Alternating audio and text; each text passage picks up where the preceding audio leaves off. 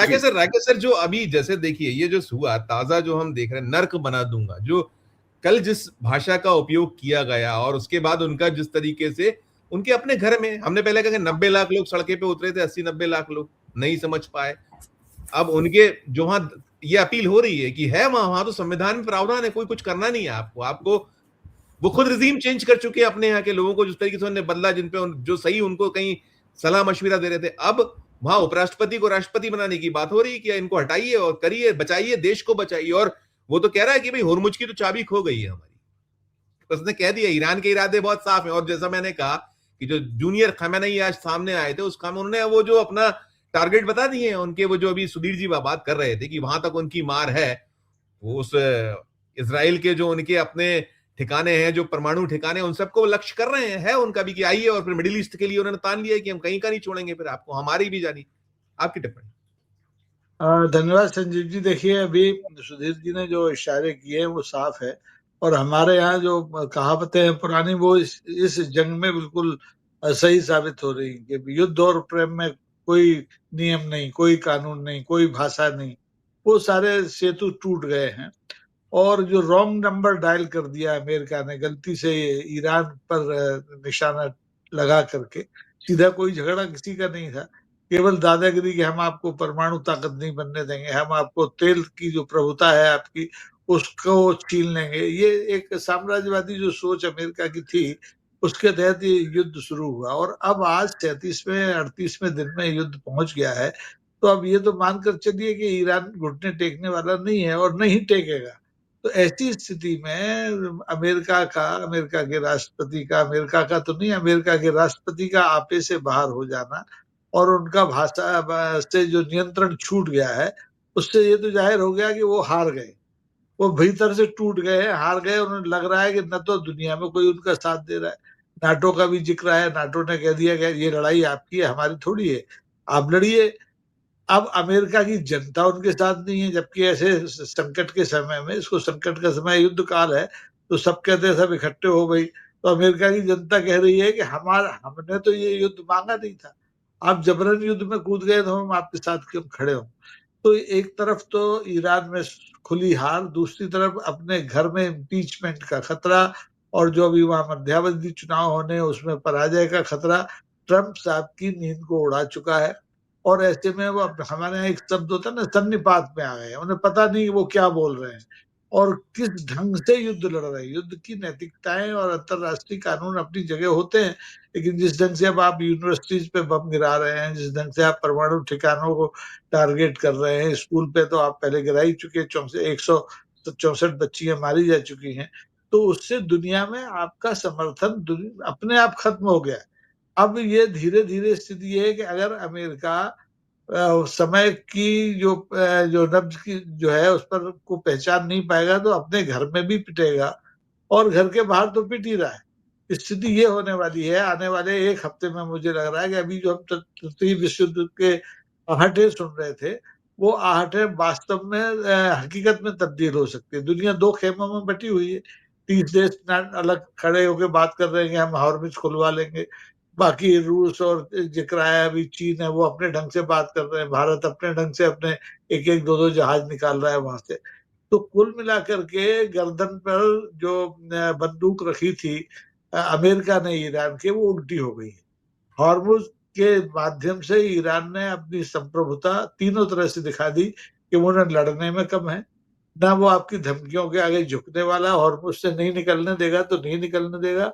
और जिस ढंग से अमेरिका के फाइटर्स पटके हैं, एक के बाद एक रोज गिर रहे हैं, उससे अमेरिका का होश उड़ा हुआ। क्योंकि अमेरिका की जनता जो टैक्स देती है, बहुत हैवी टैक्स है वो, उससे ये सब खरीदा जाता है। अभी विनय जी ने शुरू में अनौपचारिक बात में कही थी, वो व्यापारी है, निश्चित तौर पर व्यापारी है, लेकिन व्यापार में जिस जनता का, जिन कारोबारियों का पैसा लगा, उन्हें लग रहा है ये तो नुकसान का धंधा हो गया, इसमें माल भी नहीं बिक रहा है। माल कौन खरीद रहा है इस समय? उनका इसराइल के अलावा कोई खरीदार है नहीं। हिंदुस्तान में वो अपना कबाड़ बेच रहे थे, तो अब इस समय हिंदुस्तान के भी कान खड़े हुए, वो भी लेने में नानुकुर कर रहा है, डील से भी पीछे आगे होने की बातें चल रही है। बुरी तरह से फंस गए ट्रंप साहब। और मुझे लगता है उनका ये हताशा निश्चित तौर पर ईरान के लिए आने वाले 24 घंटे में भारी हो सकते हैं, बावजूद इसके युद्ध में घुटने टेकने वाला नहीं है ईरान, क्योंकि ईरान वियतनाम से बड़ा है, ईरान अफगानिस्तान से बड़ा है, हर मामले में, संपदा के मामले में तेल संपदा उनके पास है, पेट्रो डॉलर उनके पास है। जुझारू लोग में संस्कृति 7,000 साल पुरानी, हमसे भी पुराने है, और अमेरिका भी 250-300 साल पहले पैदा हुआ है। तो इस युद्ध की हार का ठीकरा अब इनके सिर पे फूटने वाला, इस डर से पागल हो गए हैं, और ये पागलपन में कुछ भी कर सकते हैं, हमें उसके लिए तैयार रहना होगा। जी बिल्कुल बिल्कुल नहीं मेरे सर, इसके जो रेपरकेशंस तो दुनिया भोग रही है, हम लोग लगातार बात कर रहे हैं, और हमारा जो मुल्क है हम उसके बहुत जबरदस्त तरीके से शिकार हैं। हमने कुछ जो हमारी एक रणनीतिक चूक है या जो हमारी जो कूटनीतिक चूक है वो सबके सामने, और दूसरा ये है कि जो सारा का सारा दृश्य लोकप्रियता माइनस में है अब आज की तारीख में, और आप कह रहे हो घुटने, आप कहीं टेकने की तैयारी आपकी है, आप चाहते हो कि कहीं पैसेज मिल जाए, और आप कह रहे हो घुटने तुम टेको। क्या इसको कैसे आप कैसे देख रहे हैं, क्या आपका अपना इसको लेकर पूरा आकलन है बेने सर? धन्यवाद संजय जी। देखिए, ये लड़ाई जो है, ये लड़ाई जितना हथियारों के दम पे लड़ा जा रहा है, उससे ज्यादा ये लड़ाई इंफॉर्मेशन वॉरफेयर की है, और जितना हमको दिख रहा है उतना ही कुछ पीछे भी है। ठीक है, एक तो ये आप जान लीजिए कि जैसे ये लड़ाई की स्थिति ऐसी है जिसको बोलते हैं तलवार के धार पे दावनो है, जो कविता है ना, उसकी तरह है। क्योंकि अमेरिका जिस तरह से असफल हो रहा है लड़ाई को जल्दी से जल्दी खत्म करने में, और उनके जो प्रोमिसेस हैं अपने दोस्तों को, जो बहुत सारे पैसे उसने जो कमिट कर रखे हैं या बनाए हैं उसे, और आगे जो वार खत्म होने के बाद जो कंस्ट्रक्शन इंडस्ट्री से जो पैसे मिलने हैं, और जो आर्म्स लॉबी को जो कॉन्ट्रैक्ट मिलने हैं, वो सब की उसमें जो है, वो ये लड़ाई जो है वो बिल्कुल हमारी जो न्यूक्लियर उसके तरफ, जो टैक्टिकल न्यूक्लियर की तरफ धकेला जाता है। दूसरी जो एक जो जो हमारे लिए चिंता की बात ये है कि अचानक से हम ये देख रहे हैं कि दुनिया में कोई भी जो बड़ी बड़ी संस्थाएं जो थी, जो शांति के लिए काम करती थी, या जो जो उनकी जिम्मेदारियां थी, वर्ल्ड पीस फोर्सेस होते थे, वो सब बेमानी हो गई है ना। और ट्रम्प ने जो है अचानक से, जिसको बोलते हैं कि कपड़े उतार के नंगा हो गया, वो कोई डिप्लोमेटिक भाषा को नहीं मानता है, कोई अंतरराष्ट्रीय नॉर्म्स को नहीं मानता है ना। लेकिन इन सब के बावजूद देखिए, लड़ाई, हमको ये बात ध्यान में रखनी चाहिए कि लड़ाई अभी भी जो है वो ईरान में हो रही है। ये वॉर थिएटर अमेरिका में नहीं, अमेरिका की जो जो जो हालत पस्त ज्यादा होगी वो जब उसके लोग मरेंगे, तब बूट्स ऑन ग्राउंड होगा तब। अमेरिका के पास रिजर्व काफी है, वो अगर आर्म्स को कुछ भी होता है, अभी तक उसने 850 टॉमहॉक मिसाइल उसने दाग दी है वहां पे। और अब वो, और अमेरिका के ये तेवर अभी सिर्फ हमको नहीं दिख रहे, अमेरिका का ये तेवर हमको अफगानिस्तान वार के समय में भी दिखा, हमको इराक वार के समय में भी दिखा, लीबिया में भी हमको दिख रहा है। ऐसा लगता है कि अमेरिका एक ऐसे मिशन पे चल पड़ा है कि जहां कहीं भी रिसोर्सेज है, चाहे वो लिथियम है, चाहे वो तेल है, चाहे वो और रेयर अर्थ, जहां भी जो भी, अमेरिका का कहना है कि ये सिर्फ हमको चाहिए और कोई दूसरा नहीं लेगा। अगर तुमको कितने दाम लेने हैं, अगर तुम ये दो गुने ले लो, नहीं तो तुमको, अगर नहीं मानोगे तो जैसे जो अंडरवर्ल्ड तय करता है कि ठीक है ये इतने पैसे हम तुमको देते, नहीं मानोगे तो हम तुम्हारे इस पे कब्जा कर लें। उसी नीति पे अमेरिका चल रहा है। अब चूंकि उसने जो है बिल्कुल, मैंने लड़ाई जो है ये रामायण कालीन लड़ाई नहीं है कि कोई योद्धा गिर गया तो अब उसका सम्मान करना है। अब जो है इसमें महाभारत की तरह झूठ का भी सहारा है, छल का भी सहारा, सारी चीजें इस्तेमाल हो रही, इधर टॉक हो रहा है, उधर अटैक हो रहा है। तो ये हम एक खतरनाक फेज में जा रहे हैं। हाँ, एक माने हम लोग को लगता है कि शायद अमेरिकी जनता और अमेरिकी कांग्रेस जो है ट्रंप पे लगाम लगा रही है, उसके खिलाफ इम्पीचमेंट मोशन ला रही है, पर इससे बहुत दूर की कोई आशा दिखती नहीं है। क्योंकि उनके जो अमेरिकी कॉन्स्टिट्यूशन का जो 25th अमेंडमेंट का जो क्लॉज 4 है ना, उसमें ये ठीक है कि जो जेडी वेंस को ले सकते हैं कैबिनेट के। लेकिन उसके बाद भी आपको क्या लगता है कि ट्रंप जिस मिजाज के हैं वो क्या जेडी वेंस को सत्ता सौंप देंगे? नहीं सौंपेंगे। वो फिर जो है कांग्रेस के पास जाएंगे और फिर इलेक्शन, इस पूरे प्रोसेस में जो है ये लड़ाई चलती रहेगी, लड़ाई रुकेगी नहीं। जेडी वेंस, ऐसा नहीं है कि जेडी वेंस संत आदमी है, वो जो पूरी कोटरी है जो आमदा है कि लड़ाई जो है उसी के हिसाब से चलेगी, वो उसी रास्ते पे चल रही है। हमको ये देखना है कि भाई देखिए इस लड़ाई में जॉर्जिया मेलोनी बहुत समर्थक हुआ करती थी ट्रंप की, सबसे ज्यादा राइटिस्ट थी और सबसे ज्यादा, लेकिन जो उनके नेशनल इंटरेस्ट थे उसकी वजह से वो ट्रंप की आलोचना तो कर रही है, लेकिन जो हार्ड रियलिटी है जियो स्ट्रेटेजिक, उसकी वजह से उसको अमेरिका से एलएनजी खरीदना पड़ रहा है क्योंकि यहां से उसको सप्लाई नहीं हो रहा है। तो और इस लड़ाई जो जो चल रहा है उसमें जो क्रूड ऑयल का प्राइस जो बढ़ रहा है 100 150 जो जा रहा है, उसने अमेरिका के सेल ऑयल को वायबल बना दिया है। और बाकी देशों के लिए जो है वो काफी मुश्किल की स्थिति खड़ी हो गई है। एक ढंग से अमेरिका पूरे वर्ल्ड की इकोनॉमी को हाईजैक कर रहा है। और सबसे इसमें जो जिसको आपत्तिजनक बात ये है कि अमेरिका, ट्रंप महोदय जो है अमेरिका के राष्ट्रपति होने का घोर दुरुपयोग कर रहे हैं। बिल्कुल अपने ट्रूथ सोशल पे इंफॉर्मेशन दे करके वो शेयर मार्केट को मैनिपुलेट कर रहे हैं और इनसाइडर ट्रेडिंग करके अपने दोस्तों के पैसे बनवा रहे हैं, अपना बिल्कुल पैसा बनवा रहे हैं। बिल्कुल तो बिल्कुल ये सब जो है, और इसके बरक्स कोई उनको खिलाफ खड़ा नहीं हो रहा है। रूस है, चीन है, सब पर्दे के पीछे से हैं। वो अपने हथियारों की टेस्टिंग कर रहे हैं, अपने वो डॉलर बनाम युआन का लड़ाई अलग चल रही है पर्दे के पीछे से। लेकिन वॉर थिएटर तो ईरान है।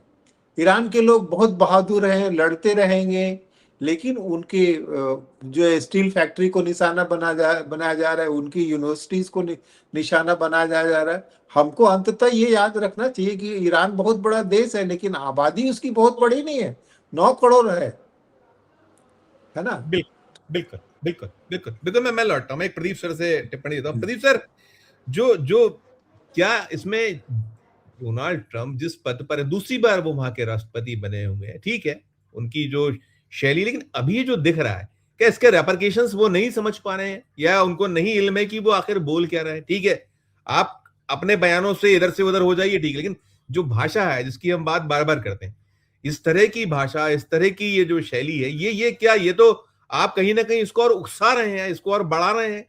क्या दिखता क्या है इसके पीछे का खेल? ये ठीक है पैसा कमाना, लेकिन इसके जो खुद को अमेरिका को कितने जबरदस्त परिणाम भोगने की, और वो भी हो रहा है, अग्रसर है, वो छुपा हुआ तो नहीं है। प्रदीप सर देखिए इस युद्ध में और जो पुराना अभी उन्होंने गिनाया उसमें बहुत अंतर है।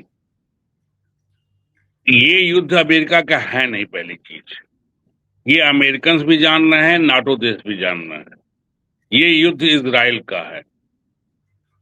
ट्रंप इसीलिए फंसे हैं कि उनके घर में उनके लोग, इवन रिपब्लिकन्स, ये मान रहे हैं कि ये ट्रंप जबरदस्ती ना कराए हैं इजराइल की वजह से, और आम जनता में भी ये बैठ गया है कि इनको ना कराना पड़ा है इस 3 फाइल की तरफ से। आप देखिए दोनों चीजें एक साथ चल रही है, बॉन्डी जिस तरह गई हैं और जो जस्टिस जो वो थी और जो वो चल रहा है। दूसरे, ये पहला युद्ध है अमेरिका का जिसमें कि उसके जो मित्र देश जो 50-70 साल से थे, उन्होंने न केवल हाथ वापस खींचा बल्कि सार्वजनिक तौर पर पब्लिकली विरोध किया,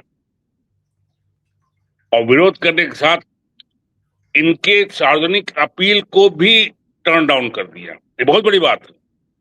अमेरिका नाटो कंट्रीज का एक तरह से पूरा सहायक था, और नाटो कंट्री के कई कंट्री ऐसे थे जिनकी हिम्मत नहीं थी अमेरिका को डिनाई करें। लेकिन आप देखिए इटली से लेके, जर्मनी से लेके, फ्रांस से लेके हर कंट्री जो है, इवन तुर्की तक जो उनका एलायड है, वो सारे जो है इनका साथ देने से, हेरोइन में कूदने से जो है उन्होंने मना कर दिया। तो ये होता क्या है कि देखिए, ट्रम्प कोई बहुत बड़े स्टेट्समैन नहीं थे, कोई बहुत बड़े बुश की तरह या उसकी तरह, बराक ओबामा की तरह, कैनेडी की तरह कोई। ये अमेरिका के सबसे बेवकूफ शासक पूरी दुनिया जानती है। सबसे बेवकूफ, अनकॉन्स्टिट्यूशनल, मतलब कॉन्स्टिट्यूशन जिसको नहीं है, सी ग्रेड का फिल्म से आया हुआ एक नायक। बुश भी थे फिल्म में, लेकिन वो थोड़ा अच्छा रोल किए थे, लोग बताते हैं। ये एकदम जो है स्टंट मूवी में थे ये। तो वो उसी तरह की एक्टिंग करते हैं, वही भाषा इस्तेमाल करते हैं जो अमेरिकन फिल्म में होती है। भाई अपने यहाँ भी तो लोग ऐसे हैं जो पहले कभी नहीं रहे थे। अपने यहाँ भी तो ऐसे सबूत नमूने आए हैं जो कोई भाषा का ख्याल नहीं है, जो कोई, तो वहां भी वो भोग रहे हैं अमेरिकन जनता। अब विद्रोह है। अब आप अमेरिकन प्रशासन के कई लोगों ने इस्तीफा दे दिया, आप लगातार देख रहे हैं। अमेरिकन कांग्रेस के कुछ रिपब्लिकन मेंबर ने भी जो वो चल रहा है उसमें खुल के बोला है। जैसे यहाँ भी हो रहा है। अपने अपना मानसिक संतुलन खो बैठे, ये कहा हुआ। हाँ, वही मैं कह रहा हूँ, खुल के आ गए, क्योंकि उनको डर लग रहा है। उनका उनके इकोनॉमिक खत्म हो रही है, उनका उनका उनके मतलब कयास वहां पे है, लॉस हो रहा है। और किसके लिए? It is not American war. ये दिमाग में क्लियर है, right from the people to the प्रशासन, कि ये अमेरिका का वार नहीं है। अमेरिका दूसरे के वार में अपने लोगों को मार रहा है, अपने इकोनॉमी को चौपट कर रहा है।